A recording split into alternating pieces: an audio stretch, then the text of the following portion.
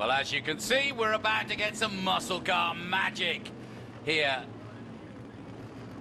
in a moment, and the TransAm boys put on a show and a half, and this location is without doubt a place where the golden era, as they call it, 68 to 72, if you want to put the middle into it, 1970 was when TransAm absolutely ruled, and there was a lot of great racing going on at that time.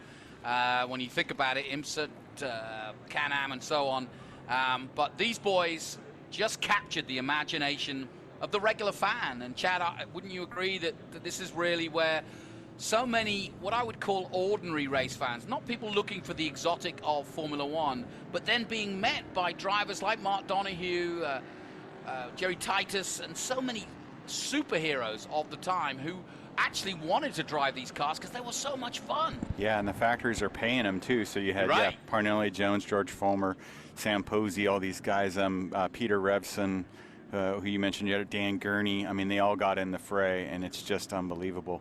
And then you had Jim Hall with sports car background. You had Roger Penske from Indy background, and you had Woods and so on, and Bud Moore from NASCAR. And suddenly you're like, game on. Yeah, absolutely, for sure. Yeah. And he's a modest guy. I've been fortunate enough to race these cars a little bit, but Chad's in this series quite often, and he's one of the front runners. I was actually looking forward to talking about him. I was hoping he was going to be out there, but unfortunately for him, he's sitting next to me, and he has to listen to me. Chad, what do these cars like to drive? Oh, they're a handful. So I like the cars. Actually, I like them all. I like the cars that are kind of hard to drive, or at least require a lot of effort. So like my Camaro requires a lot of effort. Some of these cars, like that Javelin in front, not to take anything away from Kenny Absman because he can drive anything well, is kind of almost over-assisted. It's by no means a formula car, but in comparison to some of the other ones, it's really easier to drive. I like the cars that are kind of hard to drive, where you can't misstep, you can't screw up the corner entry, otherwise the car just says sorry, you're going to lose a half a second or a second. I like them. They have, a production gearbox. They have production almost everything that's been modified, but it all started out as something production. So that's kind of fun for me, is trying to figure out how to modify them within the rules and make them work pretty darn good. The way I met Mike here was actually when he came to test a car that we had been working non-stop to get ready for the owner, and he came to test it because they couldn't be there. And it was neat to hear that Mike was also a Camaro guy at heart as well, and had owned one. So it was fun to meet him that way. Oh my gosh, I thought I knew stuff about Donohue and the Camaros because I read all the books, and that it was my dream to drive a Donohue car. And then I met Chad, and I'm like, I don't actually know anything. Well, there's a great bit of history here. It started back in 1966, and it's the longest road racing championship in America. Still racing today. In fact, we just finished. I am the current voice of TransAm, and we just finished the season. And to give you just an example of how the love of this sport continues, our TA, we have TA and TA2. TA unlimited effectively, but 850 brake horsepower, and TA2, which is limited to 550 brake horsepower. And our TA race was won by two-time Texan TransAm champion Gar Robinson. Second place was a guy called Boris Said, you might have heard of him. And third place was a guy called Wally Dollenbach. Wow. That's a good lineup. And that was last weekend. That's fantastic. And I love the fact, if you talk to Boris Said about racing modern TA and racing modern TransAm, the DNA is still there. He says it's pure racing.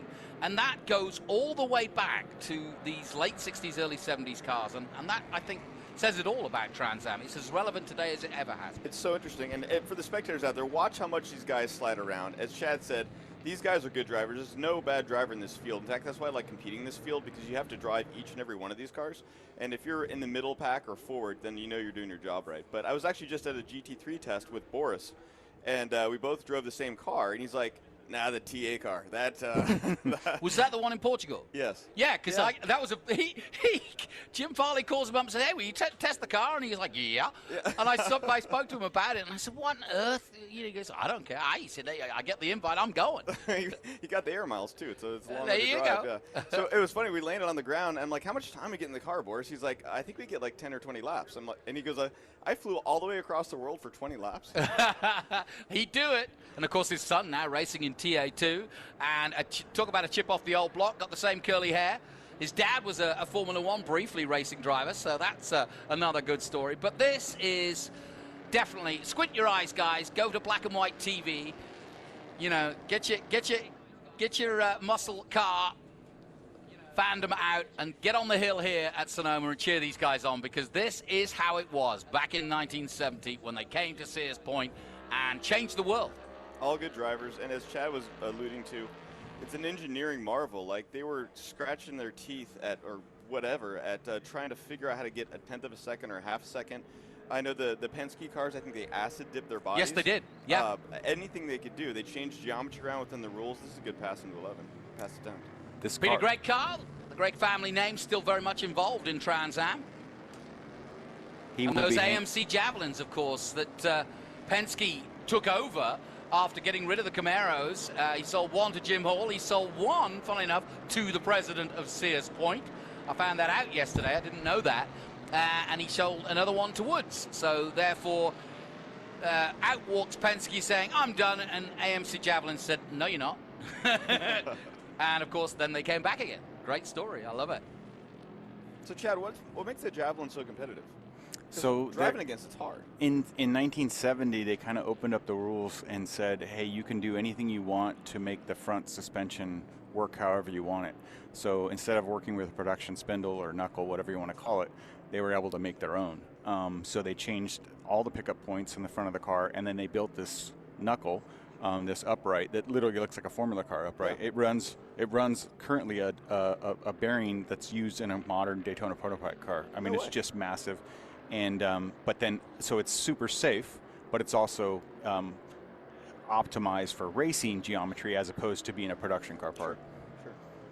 Didn't Penske move the location of the spindles in the front upright within like some parameter? Yeah. So like the car that you drove, Michael, has the same Penske mod because Penske guys helped the University of Pittsburgh do the same thing to the car and change the lower control arm point and the upper, but tried to make it look fairly stock, and it just transforms the car as far as how it works in the front, but uses other production parts outside of that. Was it gray area legal or totally legal? And it was not legal. It was whether or not they caught it or not. And they never caught it on the Penske cars. They caught the Budmore guys and the Shelby guys all the time, but not the Penske guys very often. I love it. That's great stories. And that's the beauty of this whole series, that it became, as soon as the money came in, and it elevated, everybody wanted in. And talk about race on Sunday, buy on Monday. This was absolutely what it was about, because these were the cars you drove to the store. Yeah. And here you got a Dodge and a Plymouth. These are the two factory team cars in 1970, kind of the pinnacle of Trans Am, battling for, what is that, 7th or 8th place? It's pretty.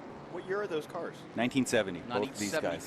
1 year only factory team cars.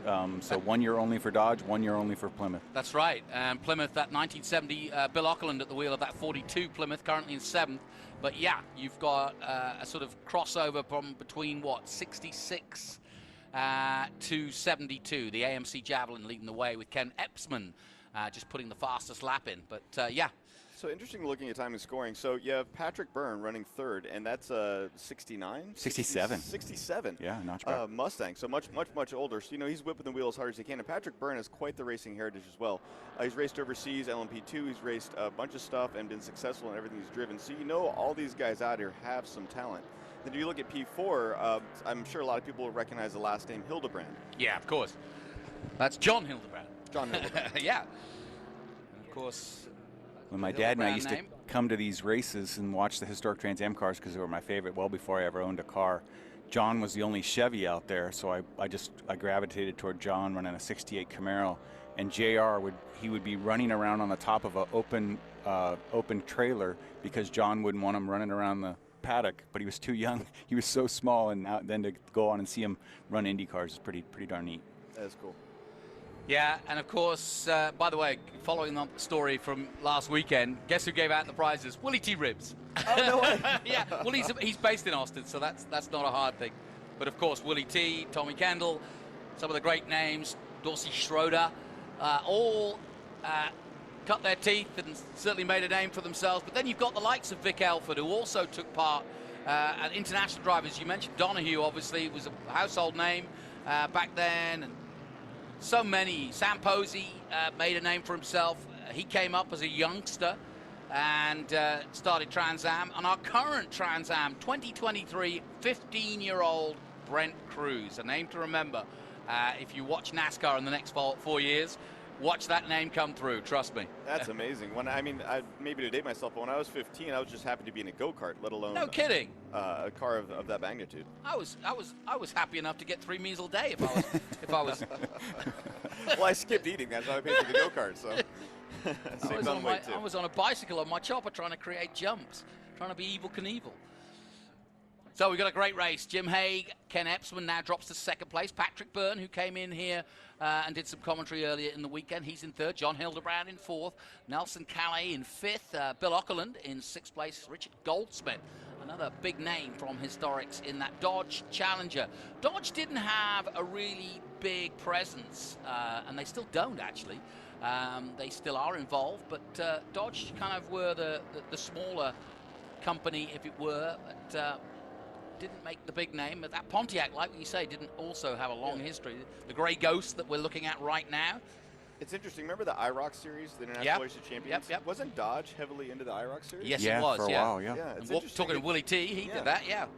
It's interesting they didn't go more in this. Do you know why they would not think of this avenue as a marketing opportunity for their products? No, it's weird. It's always based on whoever's running the basically marketing and motorsports programs, and if they like each other at Dodge, it seems like.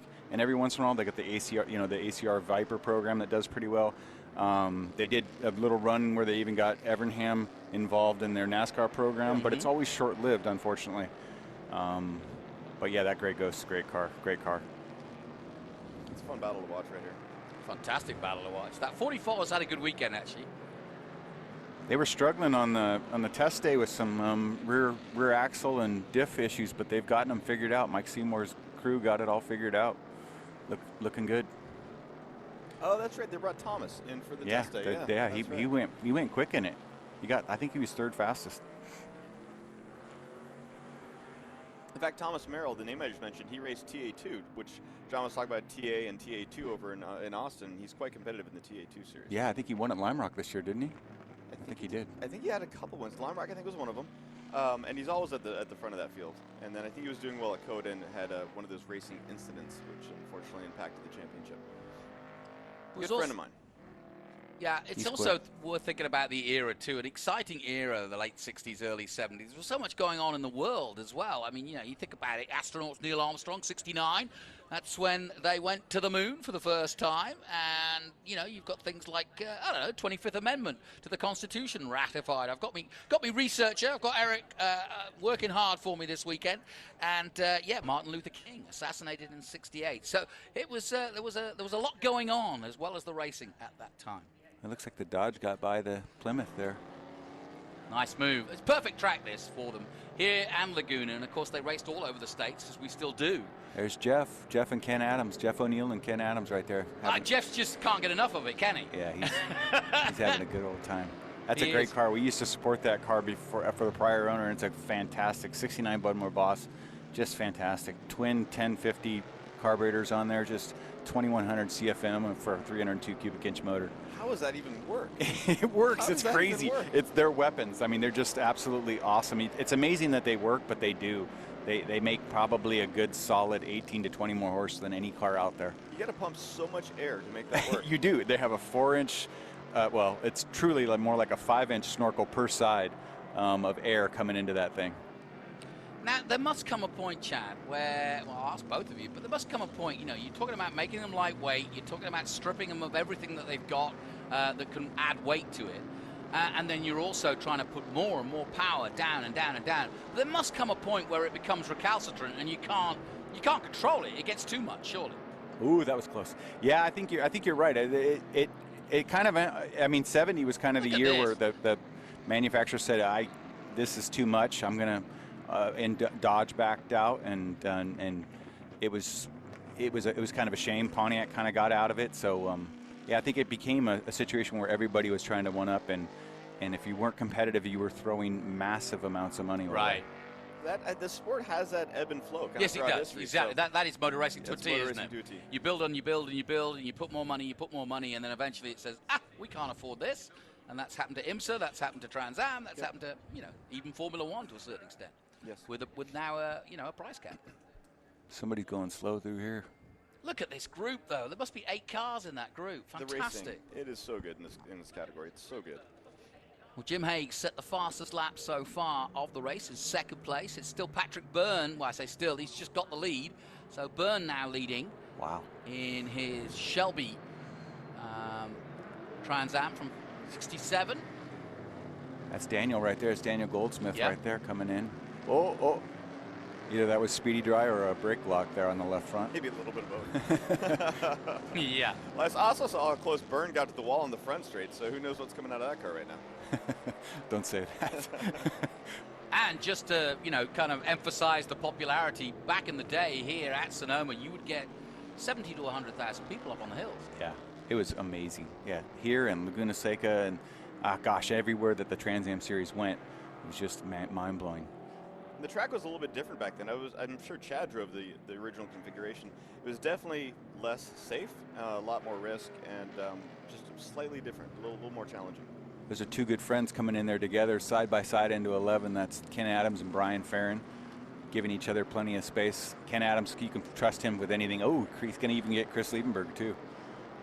That's what I love about this group. Like, you can go side by side. And I try to tell people all the time, like, yeah, you want to win, but when you're actually out racing, it's the side by side that's exhilarating. Yep, absolutely. And for the fans on the hill, they're side by side and they're sliding through the corners. They're not letting one guy go. They're going as hard as they can, online, offline, and that's what is so much fun to watch. Again, look at the bridges packed with folks watching this race. So it's a great spot to be too. Hague's. 3 laps to go then. Hague, Epsman, and Byrne. Great to have Chad and Mike alongside me to take us through there. Bruce Canepa also in this race. What, 9th position? That's a different Canepa, actually. Oh, is it? Yeah. I was going to ask. Usually Bruce they say they're related, but I don't think it's very close. But there you go. He's driving an independent Boss 302. Does well. It was interesting to see the name Canepa back in 9th, because normally he's up at that. Yeah, Bruce Canepa. Yeah, very good driver. Yeah. I think he had he had a transmission issue. It was found only days, maybe even I think Wednesday of this week that was found. So that's what's helped keeping him out of this car. Now Jimmy should start hanging it out. So the car in the yellow should start hanging it out now, I bet.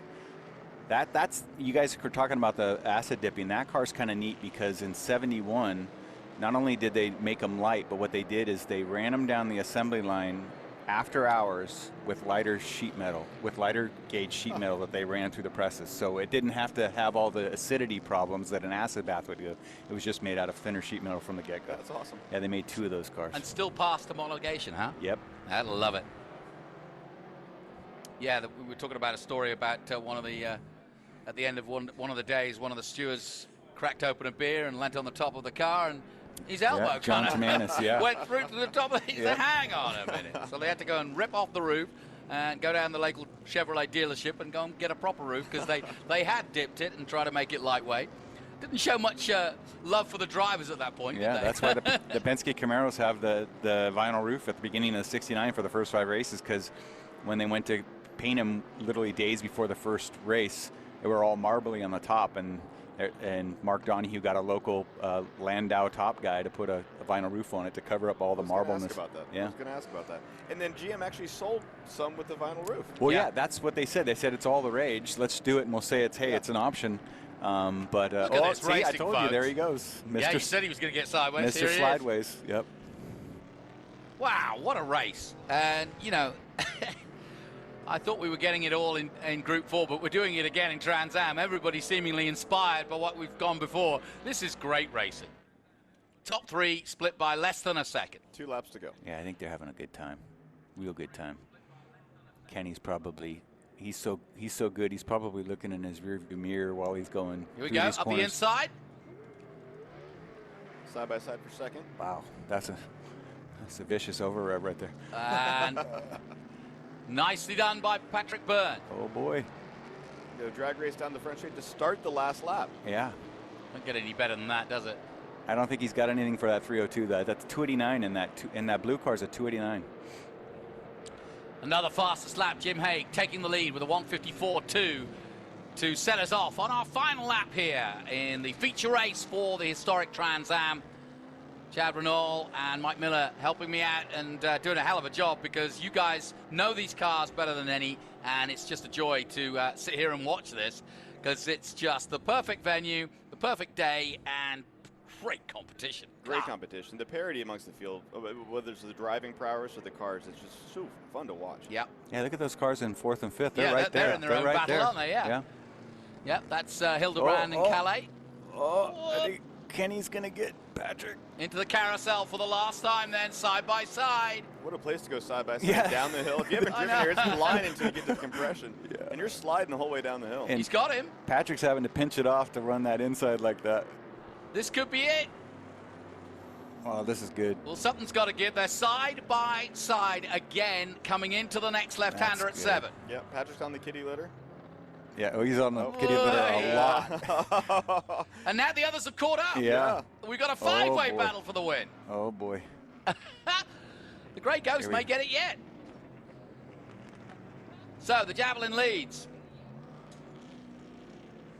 Wow. They are wheeling those I think cars. Jimmy's going to dive into 11. That's my call. All right. Jimmy's going to dive into 11. I don't know if Kenny's going to give it to him, though. Kenny might hold it in tight. All right, here we go. It's all down to the final turn here at turn 11. Here they come. It's got a little gap. No, I think he's got here. He's going to there come. we go. Oh, we'll see. Aggressive would be great. Last This of the is late good. breakers. Oh, little overlap. Yes, go on. Jim Haig. Oh, that's good. Oh, Doing now the look at business. Patrick go. Patrick having to go at it. And he yeah. is getting sideways yeah, there we completely. go. Here we go to the line then, the run. And it's going to be the 16, maybe. Oh, boy. The Javelin right there with him. It's going to be a photo finish, and it just crossed the line. The gap, 0.215 of a Fantastic. second, and 0.227 to third. What a race. Wow. Fantastic. But it does go in the end to the Mustang of Jim Haig, who takes the Pony Wars in the modern day to a new level. Patrick Byrne taking second place in the Shelby, and Ken Epsman in the AMC Javelin taking third, having led going into the last corner. That was incredible. That was incredible. Fantastic.